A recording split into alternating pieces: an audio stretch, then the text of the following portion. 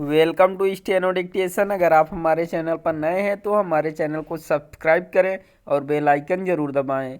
Dictation 5 second बाद शुरू होगा। स्टार्ट। रक्षा अधिग्रहण परिषद ने 97 तेजस विमानों और 156 प्रचंड लड़ाकू हेलीकॉप्टरों की खरीद को जो मंजूरी दी, उससे हमारी सेनाओं की सामर्थ्य तो और अधिक बढ़ेगी ही, स्वदेशी रक्षा सामग्री के निर्माण को बल भी मिलेगा।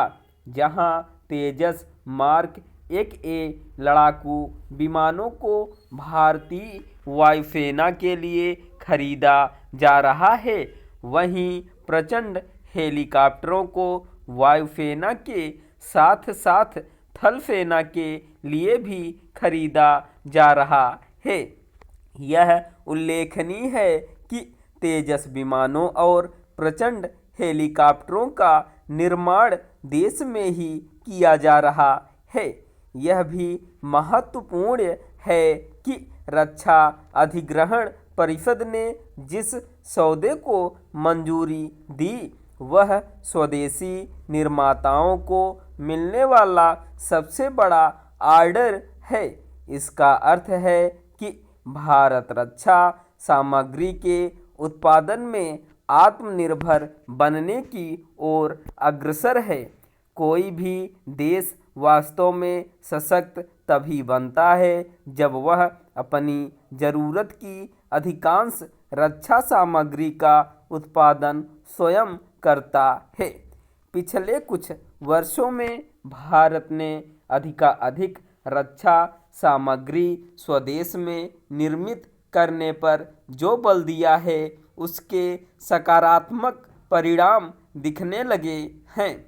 हालांकि भारत को अभी भी युद्धक सामग्री और रक्षा उपकरणों का आयात करना पड़ रहा है, लेकिन इसकी अनदेखी नहीं की जा सकती कि समय के साथ स्वदेश निर्मित रक्षा सामग्री का निर्यात भी बढ़ रहा है। रक्षा सामग्री के निर्माण में भारत आत्मनिर्भर बन रहा है, तो इसीलिए कि निजी क्षेत्र की कंपनियां भी युद्धक सामग्री के निर्माण में सक्रिय हो गई हैं। इस सक्रियता को और बल दिया जाना चाहिए। इसी के साथ ऐसा वातावरण निर्मित किया जाना चाहिए जिससे युद्धक सामग्री का निर्माण करने वाली सरकारी एवं निजी क्षेत्र की कंपनियों में स्पर्धा बढ़े।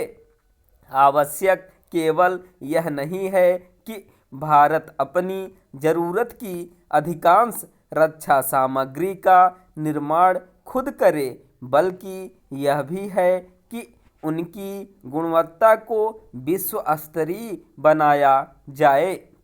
इससे ही रक्षा सामग्री के निर्यात को बल मिलेगा।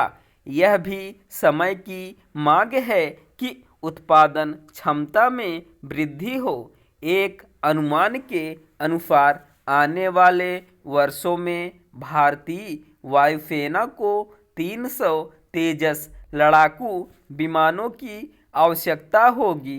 इन विमानों को बनाने वाली कंपनी HAL अभी प्रतिवर्ष 8 विमान बनाने में ही सक्षम है।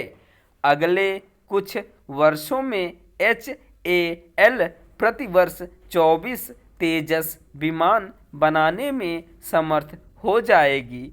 इस सामर्थ्य को और अधिक बढ़ाने की आवश्यकता है, क्योंकि अन्य देश भी यह विमान खरीदने में रुचि दिखा रहे हैं।